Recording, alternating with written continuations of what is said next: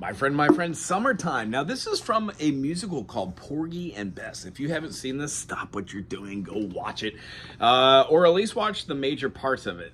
This Gershwin classic has some amazing singers. I would suggest checking out. I think it's like circa 1920. Or no, 1930. It was after the war. Anywho, if we get down to brass tacks here, we're going to be playing this in the key of D minor or F major. Let's take a look at that key. Of course, we're going to have the D minor.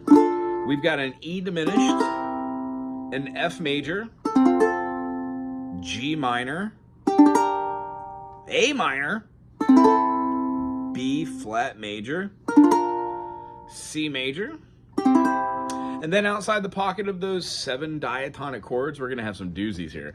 Playing the D minor and putting a pinky up on the B, we get a D minor 6. Gorgeous. Listen to that tension derived. Outside the pocket of the A minor, we have an A dominant 7. Not too terribly bad, right? If you play the 4 chord, or in the key of, let's just keep it through the I of F. If you play the B flat, you're going to take away this finger. You get a G minor 7. Also a great chord. A major's in here as well as its relative passing chord G sharp diminished or E7, E dominant 7. Some of my favorite chords we're going to talk about right now. I hope you're really excited about this. When we play a G major and move it back, we have the G, B, and D.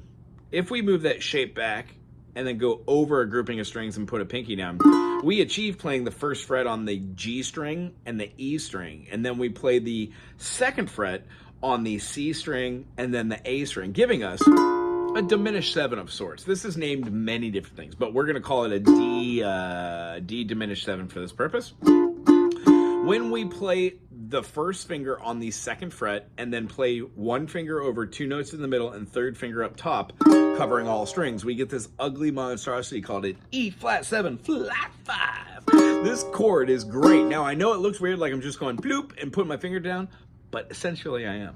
You can also put a finger here, 2 fingers here, and a pinky up top, but that's a lot of fingers on the fretboard. But if you need to remember it that way, second fret, third fret, 4th fret. Very weird chord, but if you get used to playing these like this, ooh-wee, you'll have another finger for awesomeness.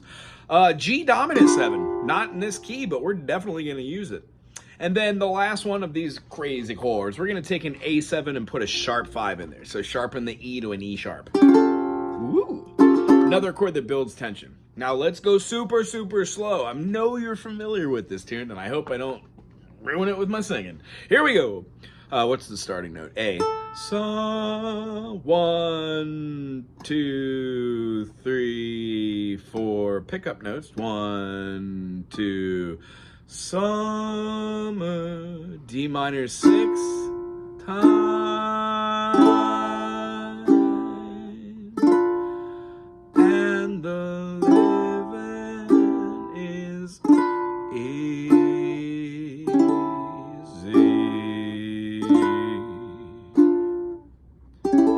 Fish are G minor 7, jump in.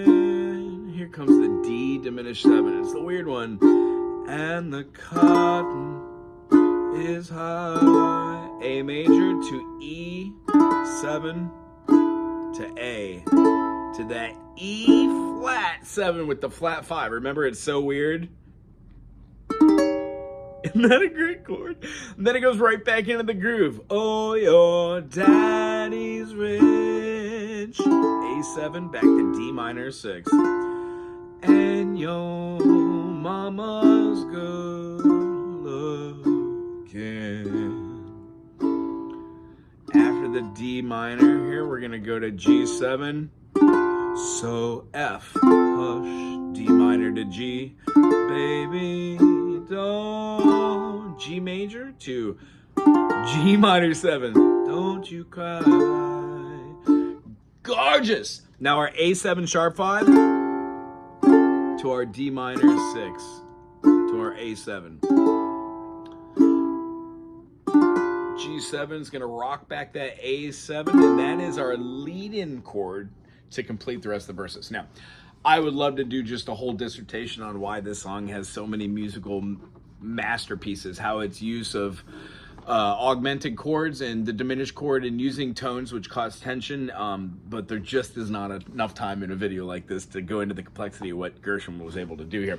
Let me just call out that when you go through the full song in the beginning, it has a intensity that goes one way, and then when you use the A7 with the sharp 5, it puts that intensity the other way, so your ear hears both sides of the equations of how tense the music can be.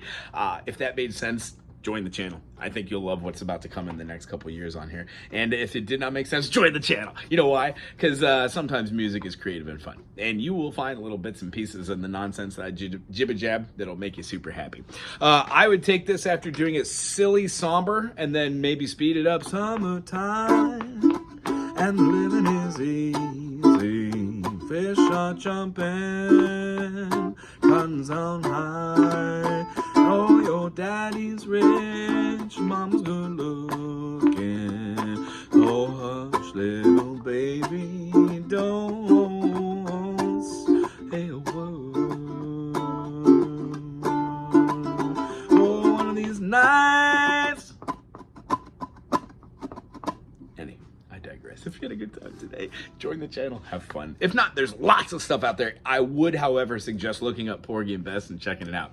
I watched this live, and it was one of the best things that I had ever seen. It changed my mind about stage production, and I don't know, wonderful storyline. Aloha.